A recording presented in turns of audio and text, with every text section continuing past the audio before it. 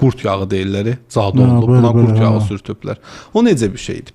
Orada belə çubuqlar olur. Yəni bunu bitki çubuqları da. Bu çubuqların içərisinə o qurd canavar qurd deyil. Belə soxulcan qurdlardır. Bu qurdlar qoyulur həmin bunun içərisinə, çubuğun. Və o çubuq qəbirstanlıqdakı ölmüş bir şəxsin torpağın içinə bastırılır. Orada hardasa bir 40 gün, bəzən 60 gün qalır da, yəni 2 dolunay görəcək qədər qalır. Həmin orada nə enerjisi çökür onun üzərinə? Mənfi və ölüm enerjisi. Və o qurdlar orada ölür, onun yağı tamamilə çıxır həmin o çubuğa. Sonra onu götürürlər və həmin o yağı deyək sənin, mənim üzərimə vuranda artıq insanlar bizi ölü kimi görür. Yəni sən istəsən də parlaya bilmirsən. Yəni bura gəlirlər, deyək Murada salam verirlər, Aytana salam verirlər, Fuada salam vermirlər. Allah. Sən deyirsən ki, mən bir daş salmışam bunların başına, məni niyə salam vermirlər? Sanki görülmürsən də sən, enerjin bağlandı da. Bu da necə olur? Bizim sahəmizdə eterik bədənlər və auramız vardır. Aura bizim ətrafımızdakı enerjidir.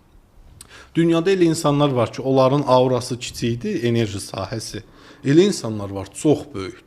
Həzrəti Muhammedin aurası çox böyük idi. Zaten aurası böyük idi deyə insanları ram eləyə bilirdi. Amma o qədər böyük auraya sahib insanlar belə caduya məruz qalıblar.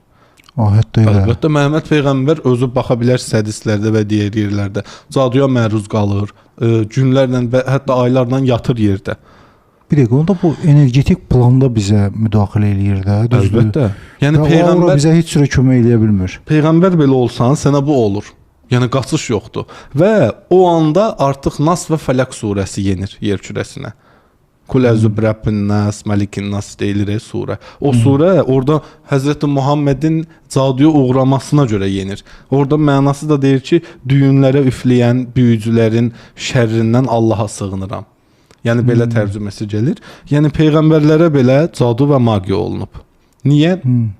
Burada bizim aura sahəmiz açıq olur insanlara qarşı.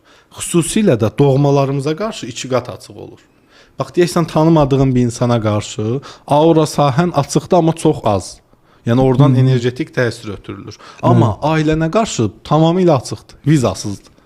Onların zehnindən keçən negativ düşüncə belə çox rahatlıqla sənin auranda dönə bilir. Təsir edə bilir. Bu necə olur? Deyək, bugün sən bir iş görüşməsinə gəlmisən, Muradla burada bir biznes plan hazırlayırsan və bunu deyək, anava dedin. Bu haqda anan rahatsız olur ki, başına bir iş gələr, aldadarlar, belə olar və onun ötürdüyü negativ enerji gəlir sənin auranda belə fırlanır.